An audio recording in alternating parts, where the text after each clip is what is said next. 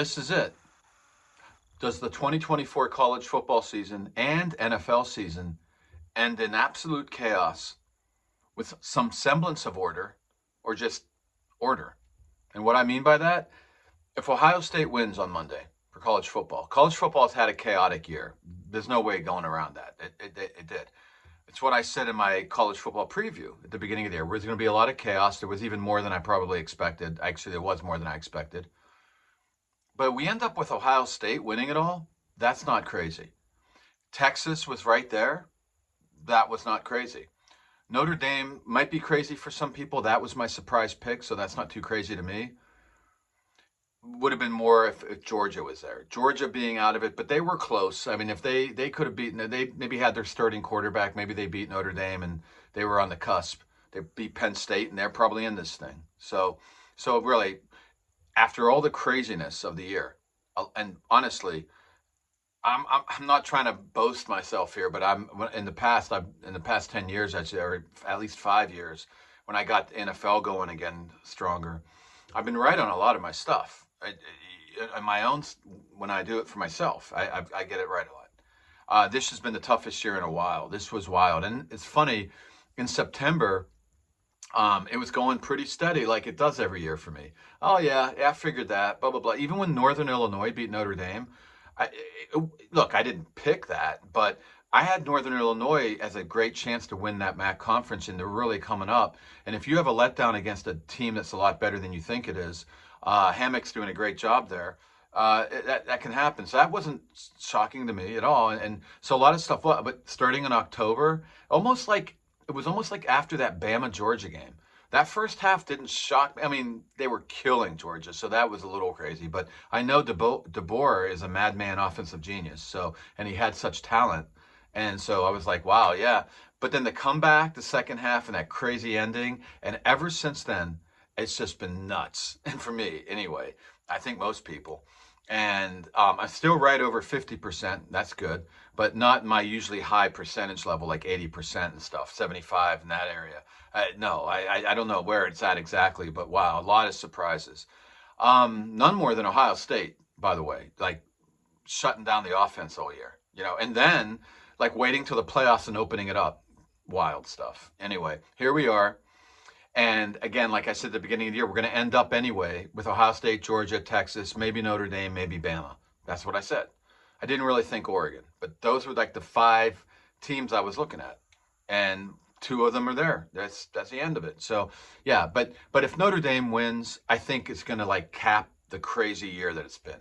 That's going to be like, wow, what a freaking crazy year. Ohio State does all this and they lose anyway. And not just that, but Notre Dame wasn't a lot of people's picks or anything. So, yeah. So if Notre Dame wins, wow, absolute chaos, really. If Ohio State wins, some semblance of order. Now, in the NFL, it's been more settled. And usually that's not the case because college is more predictable usually because of it's just college football, the talent distribution and all that kind of stuff. Because of the changes in the realignment and the playoffs and everything, it just got wacky here. And a lot of coaching changes. But that's the way it is for the NFL. They change coaches all the time. Not necessarily head coaches, but other stuff, other coaches. In fact, Kansas City Chiefs this year, 0 changes. The only team. Every other team had at least a few changes in their staff. It happens every year. Very rare to see a team have no changes. And not surprisingly, the Chiefs are very solid, consistent, mini dynasty at the moment. And maybe will become a full dynasty if they keep winning this way in the rest of the decade. So, but because there's a lot of changes in players and then coaching, NFL will move around a lot up and down, and there's a lot of parity. Even the teams that won a lot this year, close games, a lot of close games. So just a lot of parity in the NFL. And this is a talk for the offseason, but trying to make college football into the NFL has got a lot of bumps in the road. It's not happening that way. And I don't know if they're going to try to force a square peg into a circle. I don't know what's going on, but they're trying to make money is what's going on. But anyway, the NFL has actually been rather somewhat predictable, even with all the close games and all the chaos sort of behind the scenes. There's been look, the Eagles, Lions, Chiefs, Bills, Ravens, not huge surprises. Some other stuff throughout the year, yes, surprises. So there's been an element of chaos, as there always will be in NFL going forward right now. Now, this weekend, last weekend I said, oh, the home teams would win. 5 of them did. And really, Tampa probably should have. When I reviewed that game, I saw that very much Tampa could have won that game very easily. Congrats to the Redskins. I had, whatever you call them, the Washington, I had them as a playoff contender in the beginning of the year. You can check my NFL preview on that. But I did not have them beating Tampa. You know, I figured it'd be close, but anyway, I knew there was a shot, and they did it. But I'm not as impressed with as a lot of people. I've expected Daniels to be good like this under Cliff Kingsbury. Okay, people don't pair these guys up. They don't pair quarterbacks and offensive talent with the coordinator so much. I do all the time, 100%. It matters. Okay, and I did not like Caleb Williams with Waldron, the ex offensive coordinator this past year of the Bears. And I like Bo Nix with Sean Payton, who's really the offensive guy at Denver. So that's why that worked out. I'm not surprised. But Kingsbury with Jaden was going to be great, and I'm not surprised. And Jaden's very mature. He stayed in college pretty long. I'm not surprised by all this. The way they won it, they got lucky. And they have a field goal kicker who can miss field goals, but isn't right now. And not just about that. There's a whole lot to it. The fumble by Tampa, whatever. It is what it is, and I love it. And I was sort of saying, yeah, they're going to beat Detroit. I don't think so now. I look back at everything, and I'm like, plus Aaron Glenn, DC, defensive coordinator for Detroit's excellent. Todd Bowles is a great defensive mind. But I've been noticing that he's sticking a lot more to the old-fashioned way of the zone defense. Like, he never did a regular old-fashioned country zone. He was always gapping it, like in the gaps or matchup zones, which aren't like match. I'm not talking zone match. Matchup zones, different. A guy hangs in the zone but will match a guy who comes in a zone, but he won't follow him. And he doesn't really stay on him that long. There's not assignment. The assignment is simply to still stay in your area. Yeah, it's not how it's being done today, and it's more advanced, and it really works against scrambling quarterbacks and these offensive schemes of the air raid more, and it works like that better. So and Kingsbury's from the air raid. And I noticed that we're definitely getting burned for this. So I have a feeling that Todd Bowles is going to make some changes. I would think. He's a super smart dude. But it's old.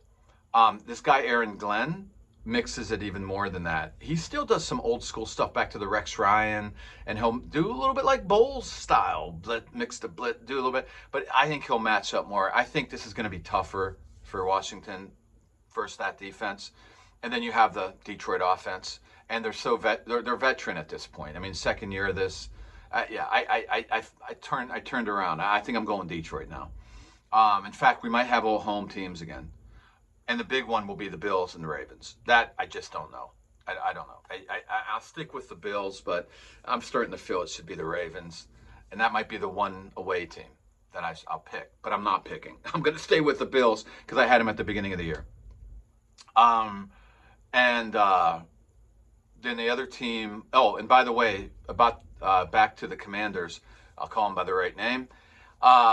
Kingsbury's offense is so interesting right now to me. So we start off with air raid back in the day. Hal Mumme and Mike Leach. Again, another quick history lesson. Tony Franklin was there. Tony Franklin always wanted to add the run in more. And Mumme a little bit too, but Leach was like pass spread, period. All about passing. So it's cool. Whatever. That's what he wanted to do. Keep it simple. Franklin always thought you needed to have that run game. I would almost call his ARPS, air raid power spread, because he started doing those read options a bit. Holgorsen from that ended up at Houston was Kevin Sumlin after Art Briles left. And I feel they pulled some of that Art Briles stuff in. So it really became more power spreadish. Okay, and that's another talk for another day, but I would almost call that a PSAR. So Franklin almost moved it into an ARPS, and this became a PSAR. It was rooted more power spread. I mean, Holgorsen's is more of a power spread but with the air raid concept. So PSAR. Then you have Lincoln Riley and Kingsbury off of that. So they were PSAR from the start, But Lincoln Riley and Kingsbury both were adding a pro style elements as well. That's whenever Lincoln was at East Carolina, then Oklahoma, and doing all that. PSAR Pro, I'd call it. In a way, Kingsbury did it even more. I almost felt like Lincoln stayed truer to the air raid, but Kingsbury too, to a degree. But PSAR Pro, definitely when Kingsbury got to Arizona. Now it looks like a pro PSAR, like it's rooted in pro. A lot of their sets are condensed. There's not as much of the no huddle. There's not as much as the planned QB runs, but they do it. You know, they definitely use Jalen's. It's just got more pro style in it, and it's pretty cool. I mean, again, I'm not saying it has to be one thing or another. I call myself Power Spread, the site, but whatever. They're both elements. Pro is from Gilman, and Power Spread goes all the way back to Rusty Russell, and then the run and shoot, and the air raid, and all that. So, yeah, I find that interesting. So again, interesting watch, because how will Kingsbury do against Aaron Glenn, who's really good defensive coordinator for Detroit? Now, again, that game is at night. The first game's KC Texans. I don't have to say much. We know Spagnuolo. I'm not even talking about Andy Reid, right? We already know how good he is. And you guys can all talk about Mahomes. But Spagnuolo against Slowik, the offensive coordinator of Texas. This is an interesting matchup. I know the Texans, it's their second year. And D'Amico Ryans is a real good defensive mind, too. This is a really good team. I wouldn't be shocked if they won. I really wouldn't. I'd expect more of a closer game and they lose, and KC wins another close game. But that's our least one to pick, the away team. Then the next would be, a lot of people would say the Commanders would be second least, but I actually think Commanders have a better chance for the upset than the Rams at Eagles. So the Rams at Eagles, another really interesting matchup, because Sean Desai, the DC at the Eagles last year, is now the senior defensive assistant for the Rams. And Chris Shula, Don Shula's son, he's been there since McVay got there. So he's got Wade Phillips, he's got the Brendan Staley stuff, and Raheem Morris, but whatever. The bottom line is the Staley stuff is the Fangio stuff, okay? And the Sean Desai is the Fangio. And getting Sean Desai in the fold, we're doing Fangio stuff. Well, guess who they're playing? Fangio. Fangio, the DC for Eagles. So that's a really cool matchup. We'll see how the proteges work against the mastermind. Fangio's done a great job with the Eagles D this year. We know that. And then, of course, Sirianni's offense. No, it's not Kellen Moore's. It truly is still Sirianni's. It's got a lot of the same stuff from when they went to the Super Bowl. That's all. But Moore's good at what he does, and let's just leave it at that. And everybody's getting along, it seems like, at Philadelphia. We think. We don't know, we think. Let's see what happens if they face adversity, but they've had a great year. And Barkley's been a huge addition. And again, their defense is going to go up against Sean McVay. We all know about him and the Rams. So this is going to be better than that regular season game. I definitely think that. That was a joke. The Rams just quit at one point in the second half. And I saw a lot of quitting this year. I don't even know what to say about that. Media, social media, let's not get into it. The Steelers guy, Najee Harris, saying that social media, and that it's nuts. But it is today. It is what it is. But I don't think we'll have quitting this game. I think we have a strong game. The Rams can win this. Wouldn't shock me if they win this at all. But I think they have less of a chance of an upset than even Washington. I almost like Washington. But I'm going home team. I decided all the away teams may win this week, but I'm going home. That would be the chaos. That would turn the NFL upside down, and they would join college football into being bizarro land this year. Now, that last game I didn't talk about, which is 1 o'clock on Sunday, that's the game of the week. The Bills and the Ravens. And yeah, that's up for grabs. Everybody's going to have their ideas. The Bills were my team at the beginning of the year. I think they were going to upset KC in the championship game probably. And that's what we're going to maybe have. But the Ravens have had a slightly better year than I expected. And is this the year they finally get over the hump in the playoffs? They got me thinking again. They have everybody doing that. This could be it. And then every year, so I'm still going to stick with the Bills. I feel like I switched the Detroit pick to Detroit. I feel like I should switch this to the Ravens. I could be wrong. I'm going to stay Bills. So I'm going to do what I did last week. All home teams. I'm just doing all home. Let's see what the heck happens. But yeah, if the NFL, all the home teams win or whatever, well, if all the home teams win, and then the Bills and Ravens, it doesn't matter, but everybody else wins home, then we have championship game of Chiefs, Bills, Ravens, and then Eagles, Detroit. Nothing crazy there. Not, and and if Ohio State wins, nothing crazy about that.